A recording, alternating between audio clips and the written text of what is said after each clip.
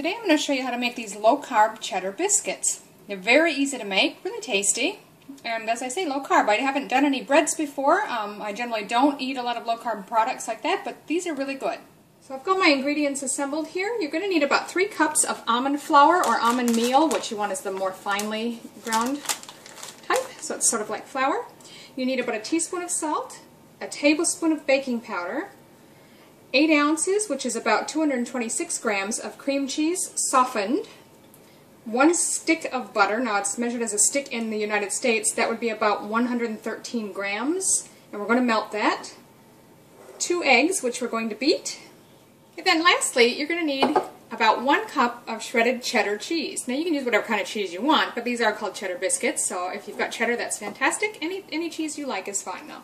So I've got the oven preheating already. I just started it. You want it about 350 Fahrenheit or 180 Celsius. If it's fan forced like mine, you can maybe turn it about 10 degrees less.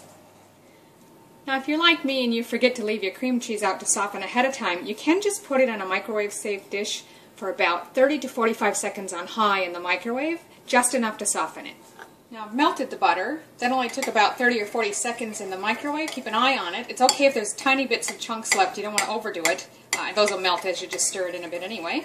And then next I'm just going to lightly whisk the eggs. And we're ready to start combining our ingredients. Alright, so I've already measured out my 3 cups of the almond meal or almond flour in here. To that we're going to add our 1 teaspoon of salt and our 1 tablespoon of the baking powder. That's baking powder, not soda. And mix those together. We're just combining our dry ingredients first. Now we're going to add everything except for the shredded cheese. So the eggs, the melted butter, and our softened cream cheese. Now you want to mix it until just combined, so don't over-mix it, but it does need to be combined. You don't want to see any pockets of dry almond meal anywhere. And if you see any big chunks of the cream cheese, give that a good squish as well. The next step is just to fold in that shredded cheese.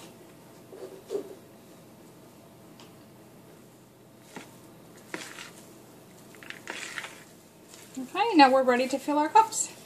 Okay, so I'm just using a regular 12-cup muffin pan. You can use square ones if you like, any shape you prefer, but that's about how many it's going to make. You could use an ice cream scoop or just a spoon or whatever to evenly divide the batter into those spaces. Okay, I've got those divided as evenly as I can. I'm just going to pop those in the oven now. Now the recipe says 23 to 25 minutes, so I'm going to start keeping my eye on them as it gets close to 20. I'm just going to show you how easy they pop out. I mean, just look at that. They're just pop out in one piece.